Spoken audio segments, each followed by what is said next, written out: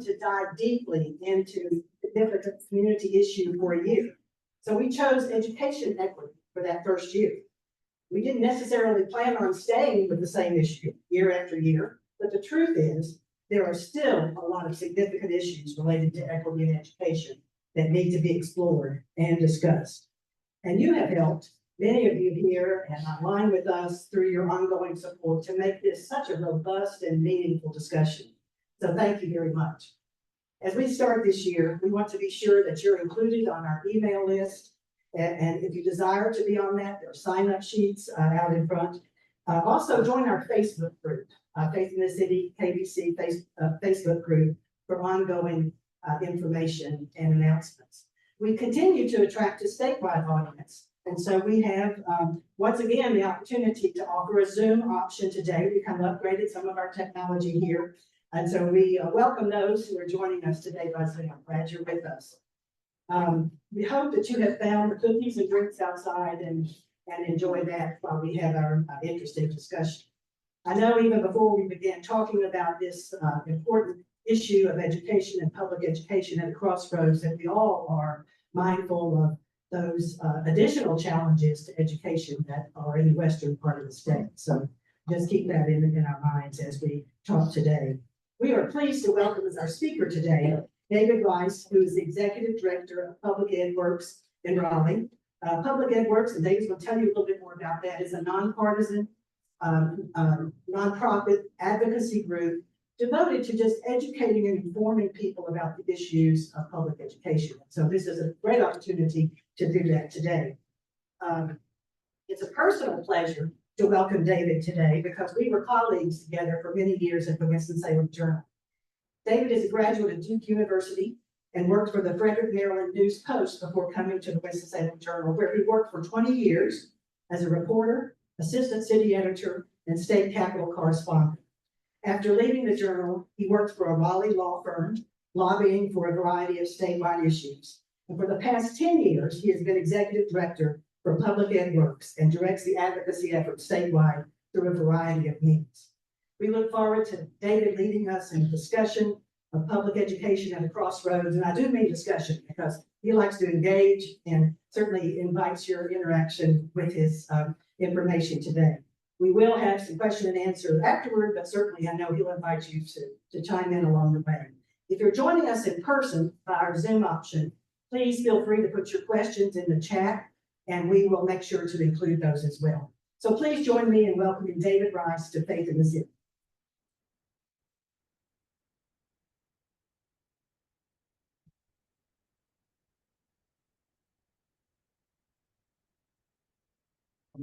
She said stay on before I respond to that. We're just colleagues, she hired me. And editors have to make a whole lot of decisions, a whole lot of judgment calls. And I just remember Sylvia being particularly decisive. And you probably don't even remember this, but there was one time I had an idea. We're standing in the middle of the newsroom. This wasn't like a conversation across the desk. Late 80s, early 90s, everybody's worried about what's happening in downtown Winston-Salem. Tobacco factories drying up. And I was like, how about if we went up to Richmond and look at the old tobacco factories up there that have been renovated into apartments and retail and all sorts of things. And she just whips her head around and says, do it.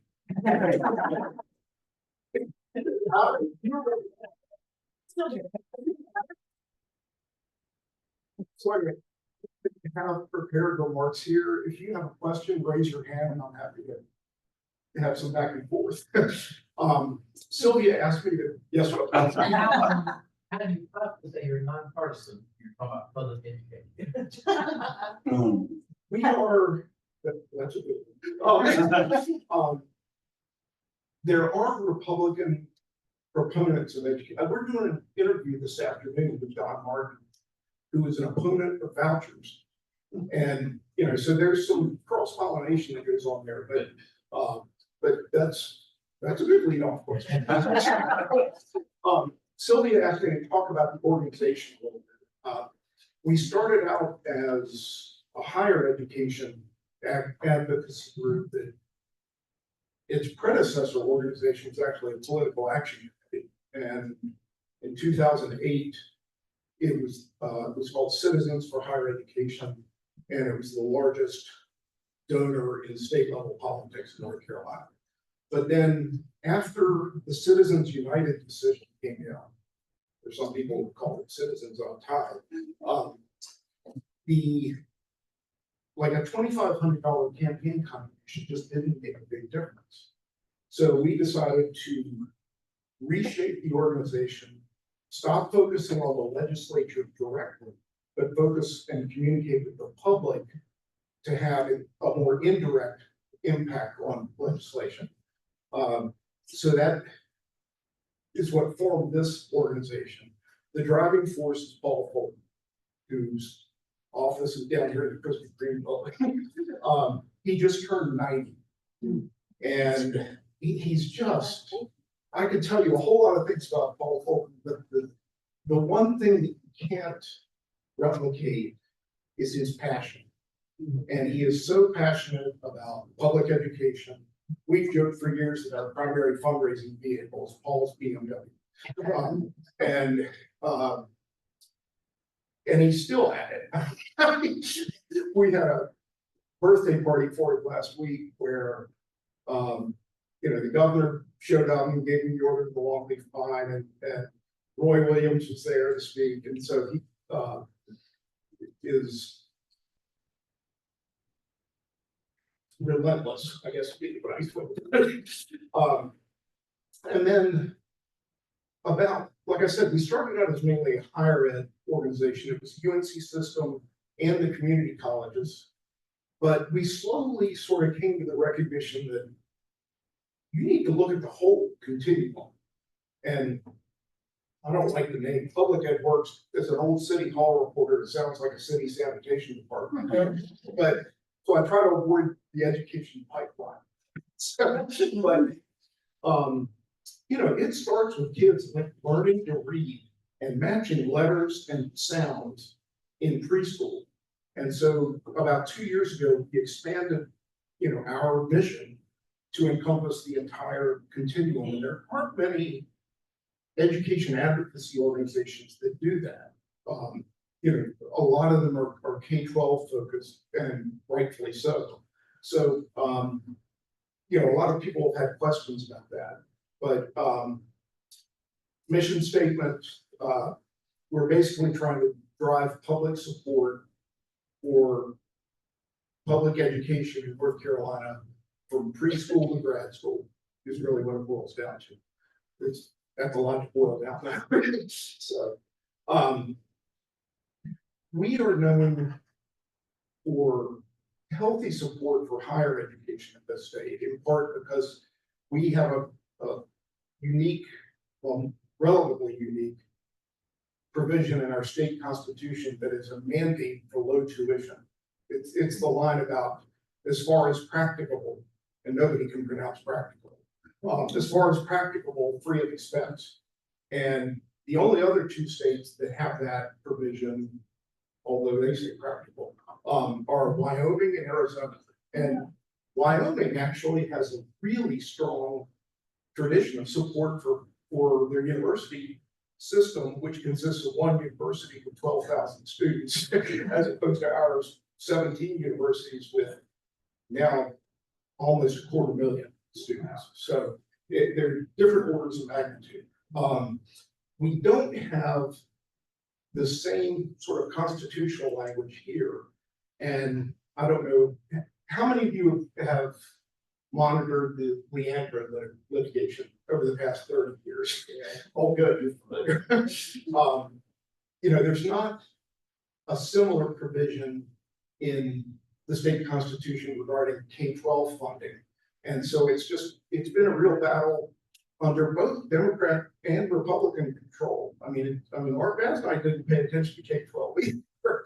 So, but we really do seem to be suffering in terms of support for public K-12 education.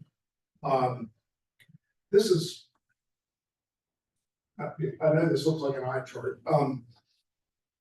We like this measure it's a percentage of our state GDP. So basically the percentage of your state economy that is devoted to K-12 education. And you can see there's a downward trend. A year ago, we ranked 50th out of 50 states in this measure. And it's a good comparison because it takes out cost of living. You know, if you see like rankings of teacher pay and that sort of thing, you know, somebody can say, well, cost of living is higher in Hawaii or New York or DC. But here, it's what percentage of your economy do you devote to K-12? And it demonstrates that we have the capability in North Carolina, we just don't do it. We have the wherewithal and capacity to invest more in public education. And for whatever reason, we haven't mustered the public will to do it. Or we're not holding our legislators accountable for it. Starting teacher pay has been a real problem here. Until last year, I think we were ranked, I think it was 46th in starting teacher pay. And it's interesting, I'm an old ink-stained wretch from the newspaper world, that I've had to learn a lot about doing video and editing video. And we did an interview probably 6 or 8 years ago with the Dean of Education at UNC Charlotte, a woman named Ellen McIntyre, who has since left, unfortunately. But we have her on video say, you know, to an 18-year-old, $35,000 is a lot of money. It's their parents who are saying, you will not teach. Thou shalt not teach. So, you know, it was just a really, I guess, revealing perspective from the viewpoint of an 18-year-old. So we struggled on both starting teacher pay and average teacher pay. But this depicts starting. And then with inflation adjustments, we're actually paying less now than we did in 1993 on average. And it's just stunning. And then this is something that's very current. Could be current next week. Though this shows the ramp up in vouchers, or what the legislature refers to as opportunity scholarships. And the green band is what just in the past couple of months they voted to expand. The governor vetoed that bill, and you know, the question is whether he's trying to build support to sustain his veto and not override it. We don't know if that's coming next week when they come back to session, or they'll be eat up as they should with flood relief, or whether it comes in November in like a lame duck session after the election. But we find vouchers are challenging. They poll well. I mean, who doesn't like the notion of a parent being able to decide where to send their child to school? I mean, that has a surface appeal, but it has great collateral damage on public schools. And the example I've been using, you know, if you have a school with 900 students and suddenly it drops to 825 students, it still costs the same amount to run that HVAC system. It's, you know, to keep the lights turned on. So, I mean, and yet they are funded based on the number of students they have. It's a per capita ADM, average daily membership, but that's budget speak. The other thing that people don't seem to realize with vouchers is that there's a geographic flow from, I mean, there are private schools in rural parts of the state. You know, there's no private school in Ashe County, I don't think. So, you know, when you approve these, you're talking about an economic flow from rural areas to Lake, Mecklenburg, Forsyth, Guilford.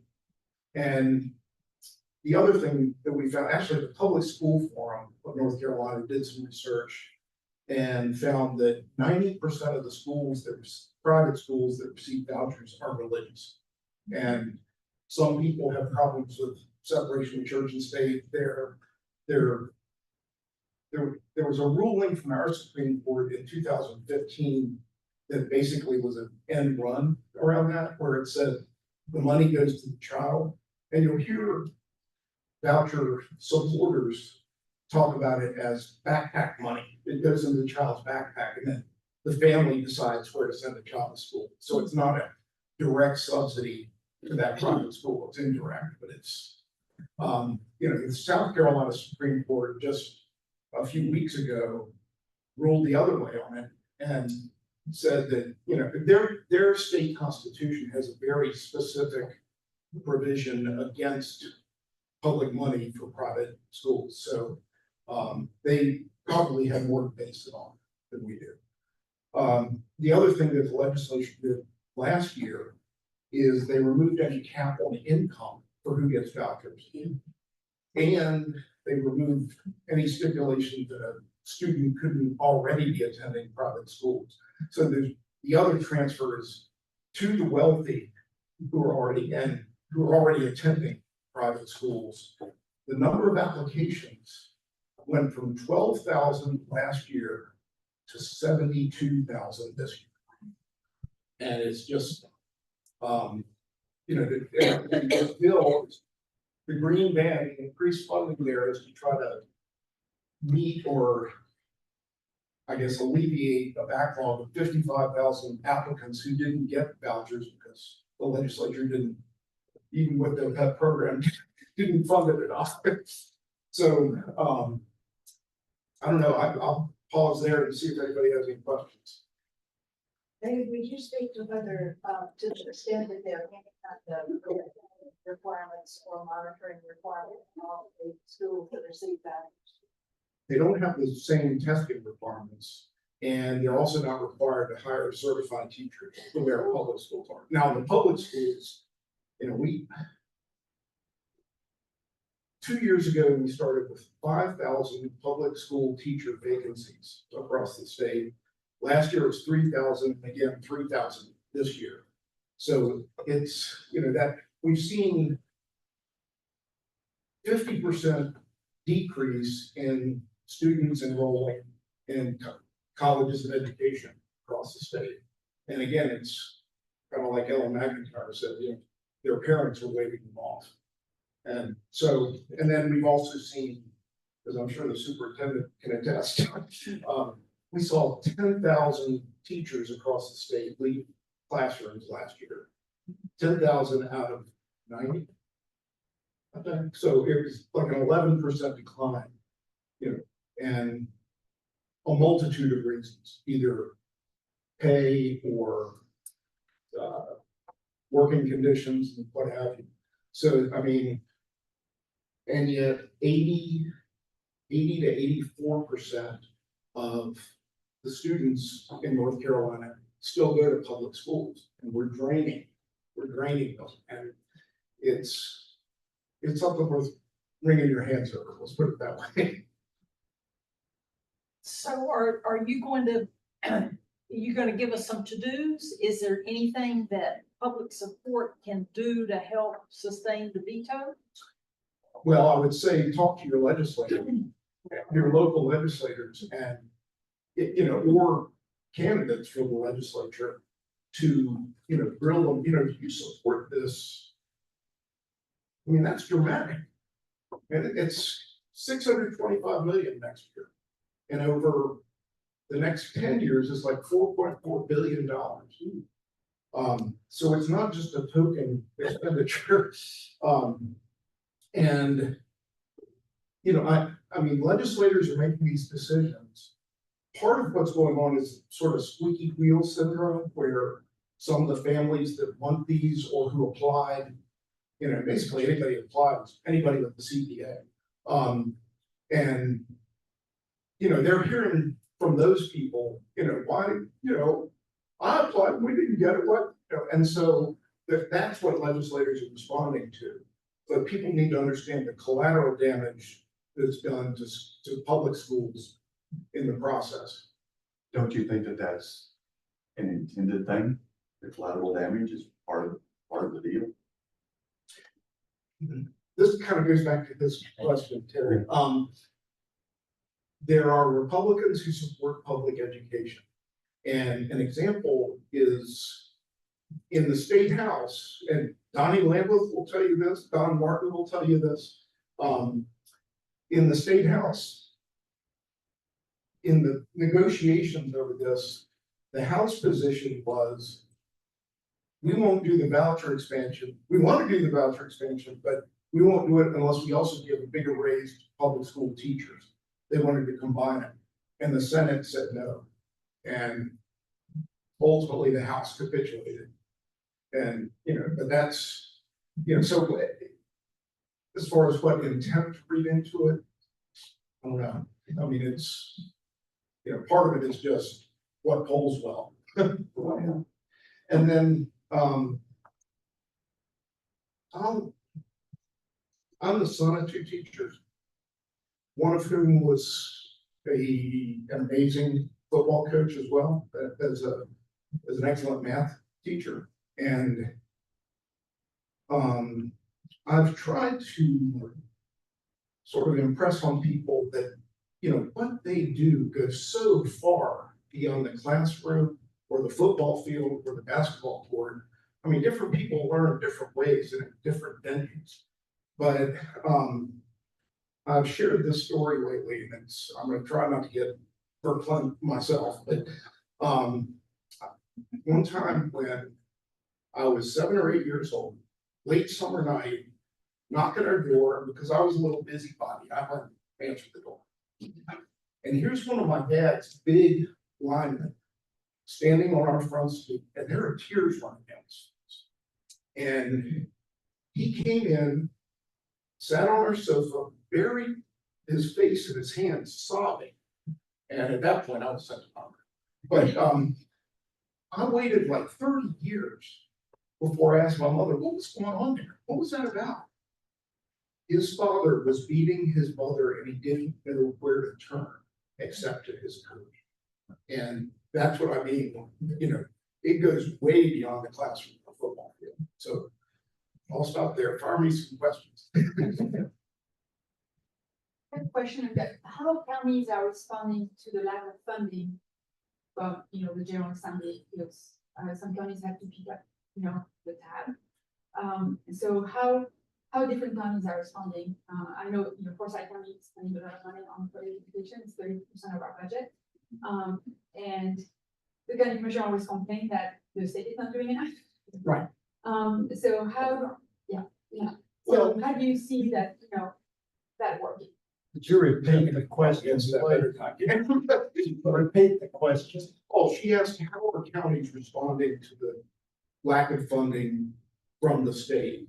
And part of the reason we have a state education system is because of the inequities and different capabilities of different counties.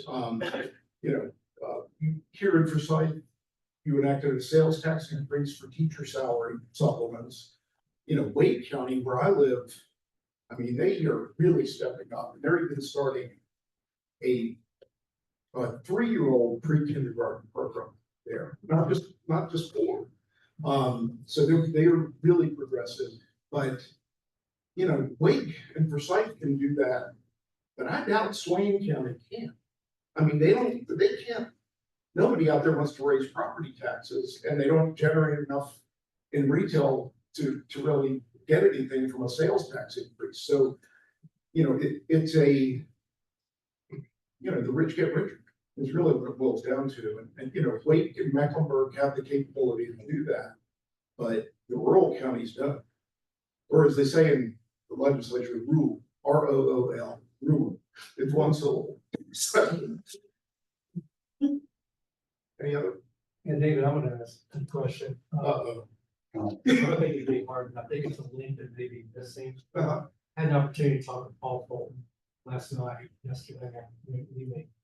And one of the things he was saying was missing a lot of conversation is that we're not revering our teachers.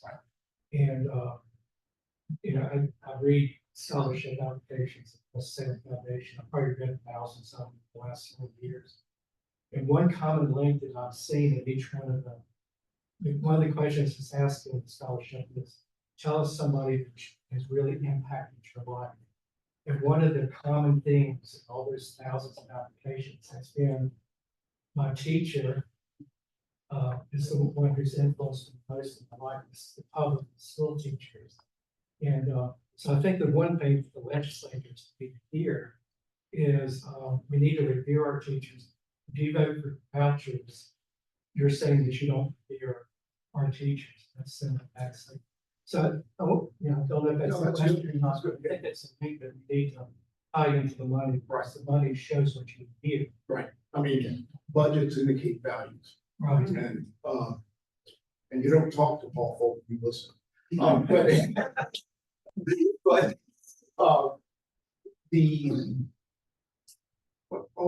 I didn't really talk about pre-K. And I mean, North Carolina pre-K is revered across the nation for how effective it is. It's really an effective program for 4-year-olds. And yet it's only in about half of the counties in the state that have reached the threshold that's a goal. The goal was like 75%. And again, there's probably a philosophical difference in how it's viewed versus like a church preschool. So That's tied to the Leandro funding as well. that's right. When we had the West Ed analysis a few years back, one of the 5 priorities was pre-K, universal pre-K. I was working in the Office of Early Learning at DPI at the time. We still haven't seen any movement on funding for any of that. So despite a lot of infrastructure being built based upon that West Ed those recommendations, it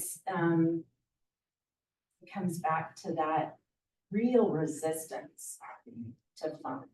And that's the other thing. I mean, we should expect any time now, a decision, the latest Leandro decision after 30 years of litigation. And it doesn't look real promising. I stay in touch with Burley Mitchell, who wrote the initial decision in 1997. And he says that he now knows how the justices on the US Supreme Court felt as Southern governors drag their feet on integration, that he feels the same way. And we're just seeing this intransigence on the part of the legislature. And it really challenges your view of, are they co-equal branches of government? But then you'd have to go back and take civics again. So I don't know. Other question? But how do we get funded? Go ahead. Oh, go You ahead. raise your hand.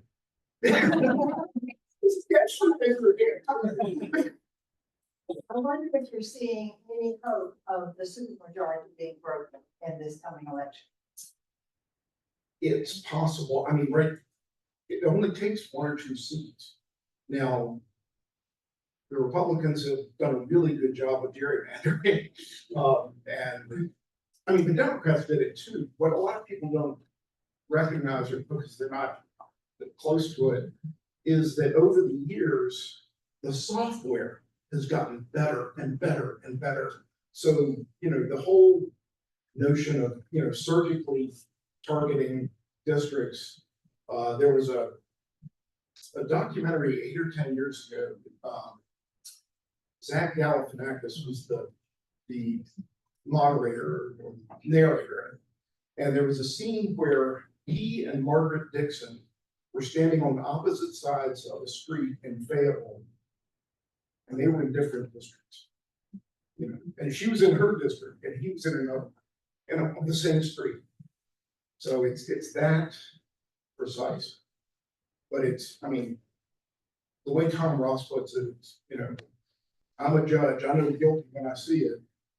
And Democrats are guilty and Republicans are guilty, so there's no other on these. But, I'm,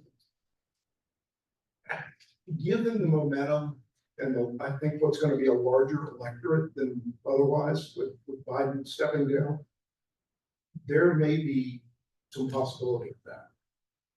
But I can't. Everyone that has their eye on a Senate district down in Wilmington, Michael Lee's district. But I don't think they're gonna flip that one. So. One of the reasons why vouchers are popular with some people is the idea that the public schools are so bad that we need to make it possible for people to go someplace else. And yet I read years ago the comment that people think public schools are awful except their own public school. It's got members of Congress. Yeah, so who's trying to challenge that narrative? I think you do it one child at a time, like Jim was talking about, teachers who inspire us. And raise your hand if you have a favorite teacher. So, but I know this is a little bit of a dodge, but I know, initially these were called opportunity scholarships to give low-income people more choice in where they send their kids. That's out the window now. And Don Martin will say the same thing. That now that there are no income limits, then everybody's at home. So I don't know if that answers directly enough, but I do. I mean, I don't know. I've spent my high school celebrated its 100th anniversary last year. And this is in Virginia, Mountain Tennessee, and there's just so much reverence for the teachers there. I mean, I had a friend who endowed a teacher's seat at a public high school. He gave $750,000 to endow a chair. So there's a real embrace of that particular school. Is there anything that would prevent that from happening here if local people knew they could endow such a chair? I'm not aware of That's all I read. But folks, she's got her deposit slip. Every desk. we can say out loud every time, oh, the public schools are terrible. Every time that conversation comes up and we're part of it, we can say, I can tell you that's not the case here in Forsyth County. Let me tell you the school I volunteer in, we can say that out loud every single time. I was talking to my aunt the other day. I had no idea I was going to be quoting her, but she was a former teacher, driver's ed, girls basketball coach, all those. And she used to say that the most valuable thing a child could do is to ride a public school bus. Because, the socialization, the, behavioral issues and, and whatever fumes you want to hail. But, it's, and I'd never heard anyone say that. So it was striking. I have a question back to the Missouri teachers. I would be interested, not to put you on the spot here. Sure. But I'd be interested in hearing from the superintendent's madness, what we are doing specifically to try to build that teacher reverence and what we can do to support. Maybe we don't have children in public schools anymore, what we can do to support that. Yeah. A few minutes. I'll be here. I don't think I need a mic. Do I need a mic? I think for the Zoom. No, you're good. Oh. I was so excited to be here as a participant today. And David, I admire you. I'm if you don't subscribe to his regular articles and newsletters, I love them. That's how really I get all my news about what's happening out there. So thank I you. read 10 newspapers every day. I love it. It's 2 or 3 seconds. Yeah, but I love don't follow it, he gives a little caption at the top, and I like usually start like throughout the day when I see if I can check. I'm laughing a lot of times at his little narrative at the top of the article said, we're doing a lot to try to change the narrative. I do think sometimes we, within systems, are probably part of the problem with the narrative. I'll just be honest with you. We have to know and love what we do so much that we are part of that positive change. We are trying to do, honestly, to elevate our profession. Some of that is starting with our high school students, like growing our own for the future, because that's the only way we're gonna actually like sustain our profession, because it's growing our own, like kids getting excited. And what they'll tell you is a lot of times they're excited about it and people within their own schools will tell them to don't do this. So what I'm saying is like, if you are in a business and you are saying this is the worst business ever, like where do you think, why would people work there? So like when I pull up to a Chick-fil-A, which is about every day, I should turn into a chicken nugget. That's like usually my lunch in the car. It's a chicken nugget. It's like, you never hear, they're all like on this page of like, we're excellent. We're going to excellent service and we're excited about being here. So I think I'm just going to start with part of it is us also agreeing that public school is incredible. I met last week, Paul, who I love, paired me up to meet with, like kind of did an introduction with me and a private school principal or headmaster, whatever we call them, here in the community the other day.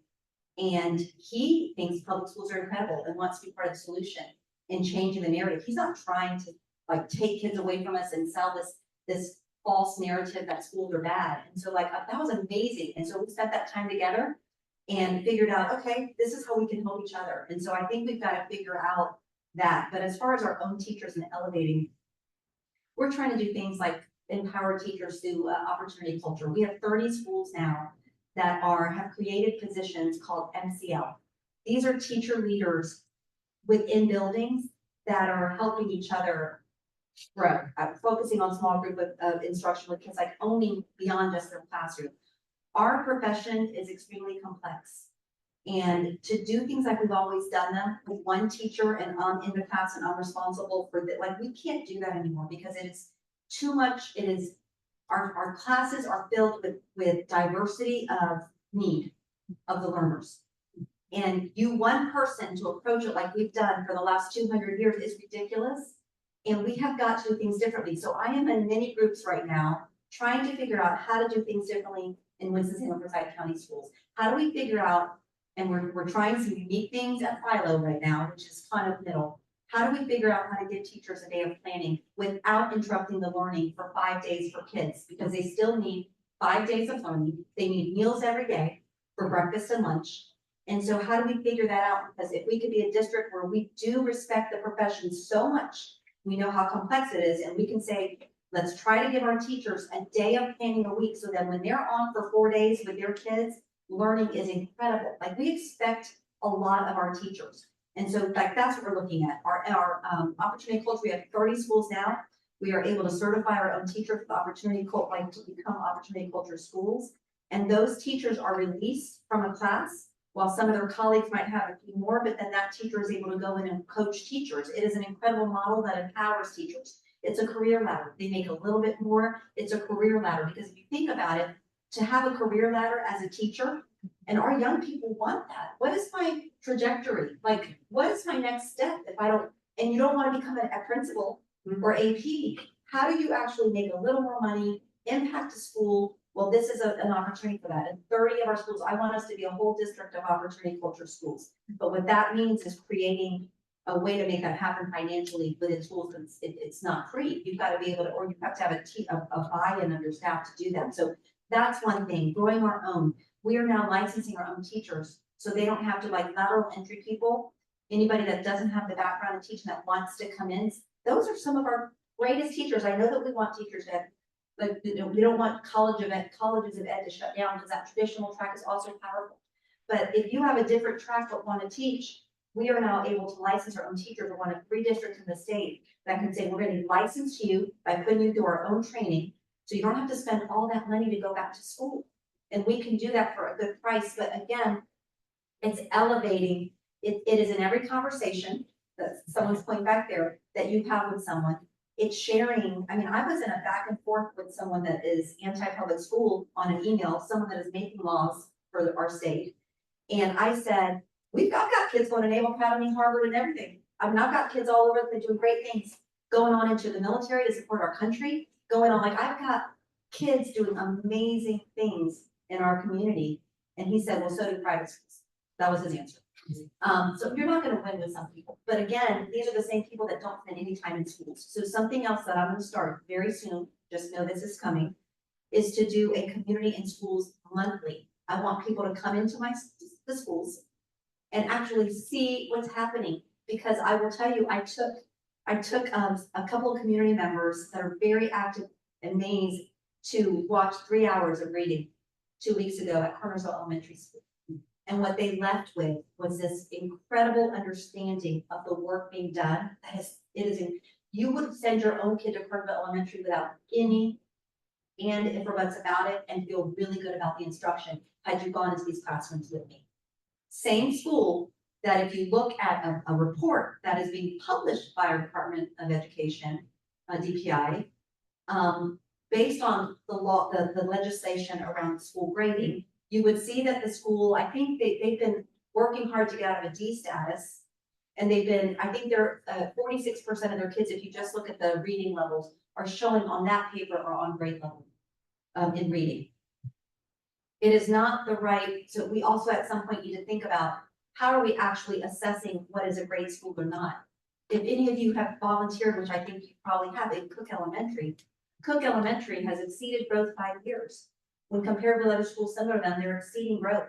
They finally got a grade of C and they're like, hallelujah, praise the work they're doing there. So someone that looked at that on the outside of their grade and their scores and all that would say, that is not a great school, or they would say that about a lot of the schools.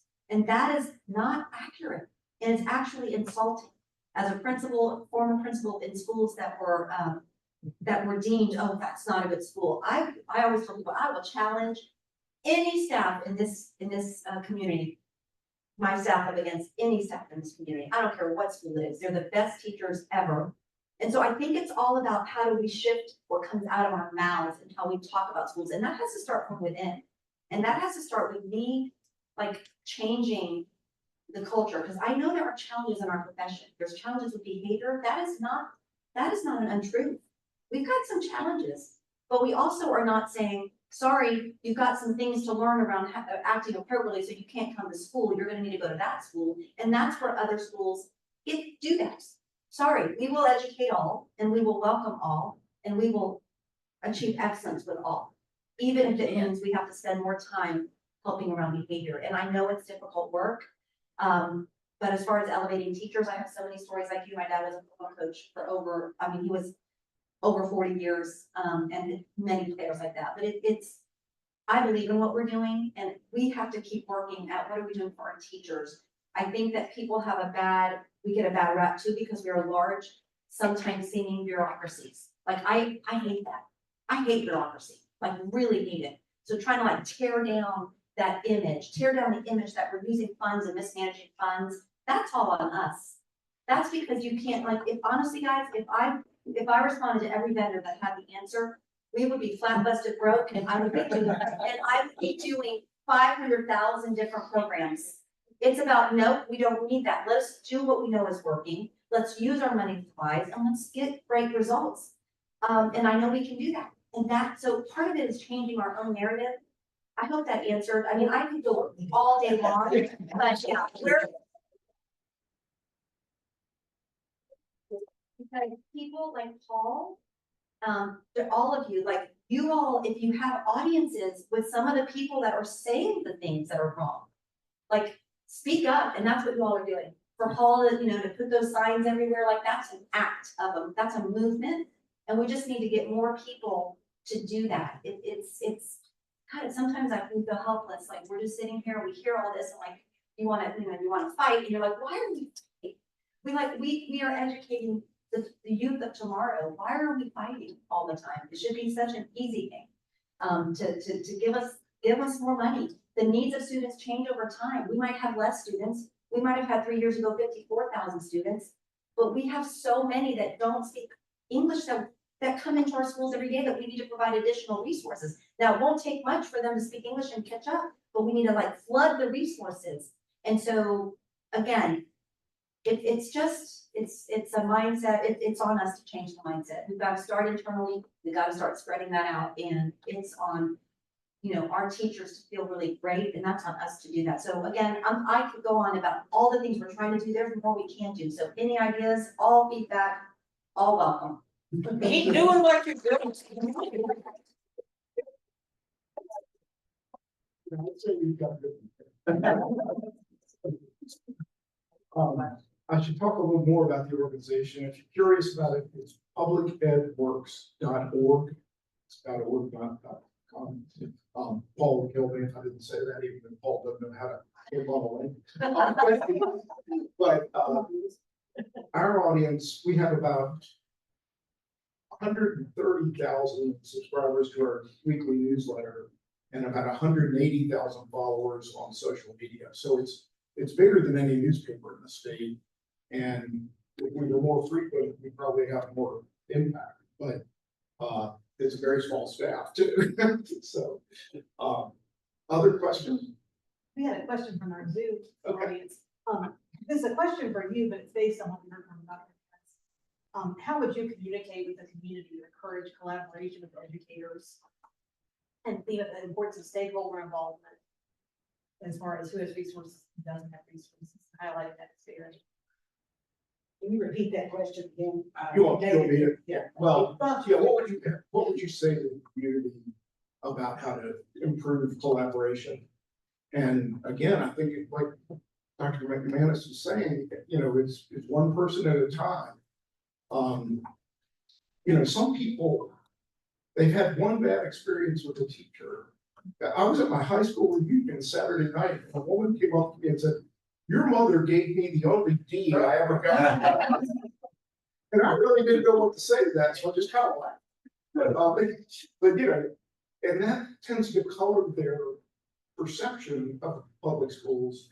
And I mean, my kids went through public schools and did really well. And it's been a positive experience, but I'm not sure that answers the question though. You know, it's sharing stories about your favorite teacher. If we were to challenge everybody here to leave and do one thing, either write a letter to the editor extolling the public schools and they're sharing a story about that, or writing a legislator with the same thing, which would you recommend? If they can only do one of those.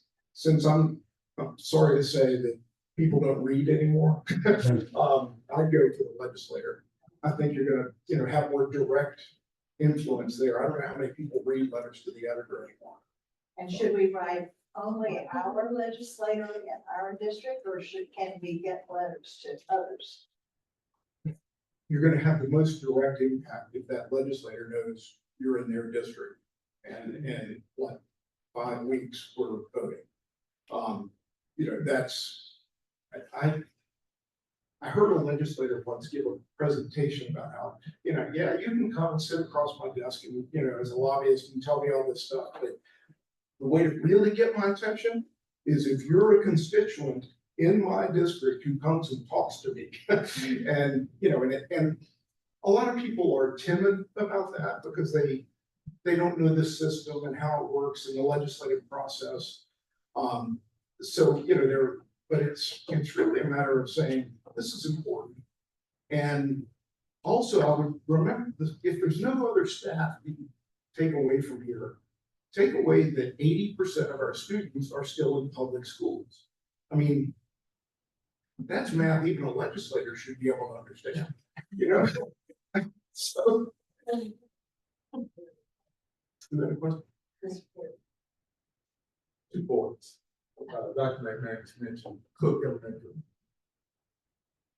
That school was taken over by the state.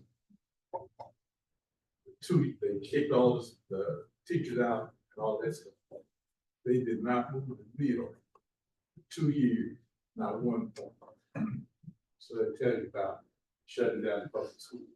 The other point is several years ago when the bond referendum was passed, the teacher who pointed out that if the taxpayers in this county paid an addition $120, no teacher would have to buy supplies. That's just, And that's a real embarrassment to this. for the teacher to have to buy supplies is just ludicrous. Yeah, me too. Yeah, it's just, I just don't understand. And it got cut during the budget cuts following the Great Recession. So say 10, 11, you know, I mean, the state revenues tend to lag maybe for a couple years, but they've never increased it since it was cut. And it's just, I don't get it. But it may be, like you're talking about, being, you know, an issue of accountability for legislators. And saying, why don't you do something about that? There's a positive way to put it, as opposed to just saying, you idiot. So a couple of questions, with Leanne Rose, and when all that came up and the West Ed report actually laid out how we could enact what we need to do and where the money would need to be and so forth. There was money available, there was a surplus. Are we still in that position of a surplus at the state level? And then my other question has to do with gerrymandering again. Because I think everybody in this country probably knows that the only way you're gonna correct that, given that both parties do the gerrymandering, is that you have a different system, you know, an impartial way of reassigning districts after a census. What would the process be to make that happen? A lot of people, I'll get back to yes, we still have a budget surplus, but as of this past weekend, there's a whole lot more competition for that money right now. You know, so who knows what's gonna happen? A lot of folks, I covered redistricting a lot when I was, you know, covering the legislature, and a lot of people have advocated an independent redistricting commission, but I hope it's okay to say this in a church, but I quoted Jim Black once saying, there's no such thing as an independent redistricting commission. Somebody's got to appoint the damn thing. You know, so, and it's true. I mean, somebody, you know, unless it's set up statutorily, you know, that there are like ex officio positions on it, but once you start doing that, it also tends to politicize it. So I don't know if that. And it would have to be done step by step, it's not a federal thing. Right.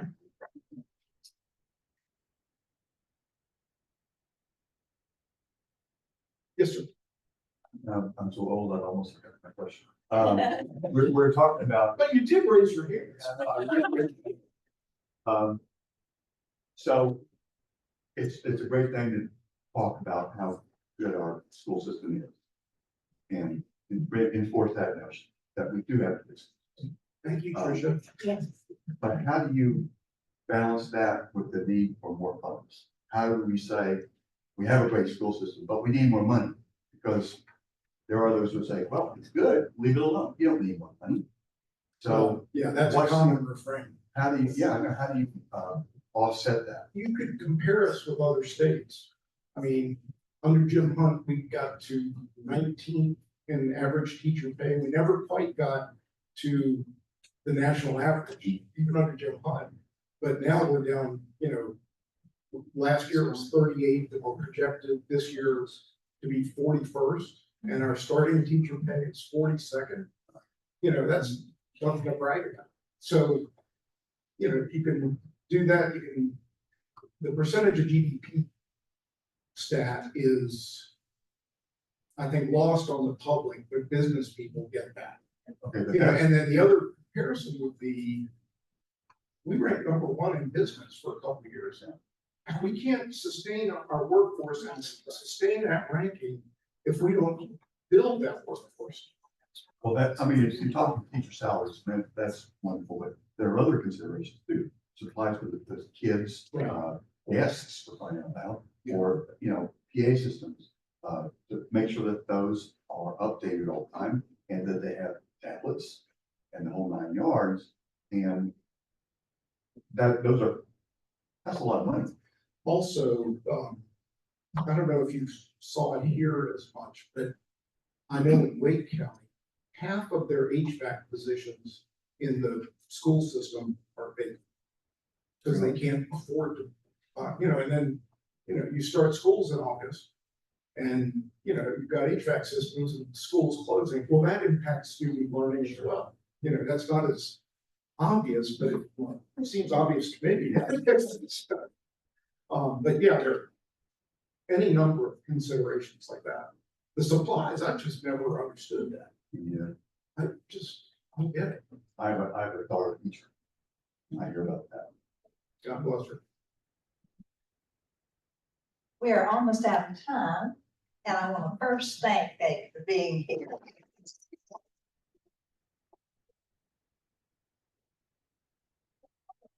I hope you're all aware that our school system, oh yes, thank you. Our school system is actually engaged in an effort that I wasn't sure would ever happen again, which is to be out holding listening sessions about the possibility of redrawing our school district zones. That in a way that would bring at least more economic diversity in each school, which we hope would also mean other kinds of diversity as well. I would encourage all of us to try to keep up with that effort. Go online and see if there's a way perhaps you could be participating in one of those listening sessions. I've already asked them to let us know when they're ready to give us a report about what they're hearing.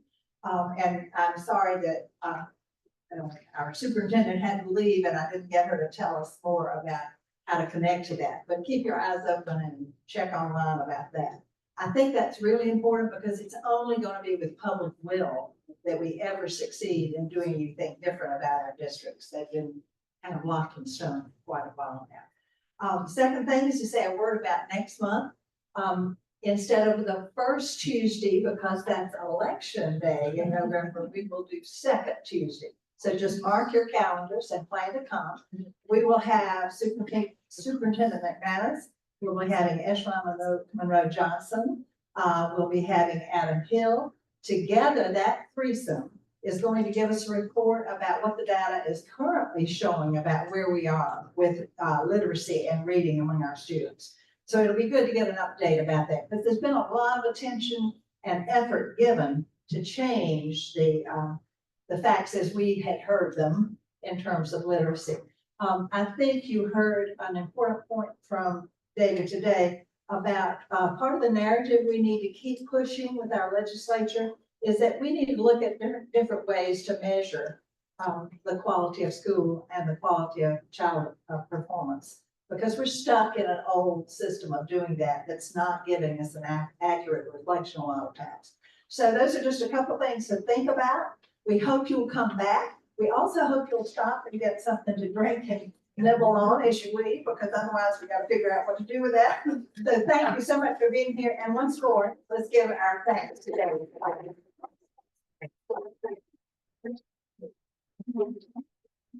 And don't forget to get people out to vote. Thank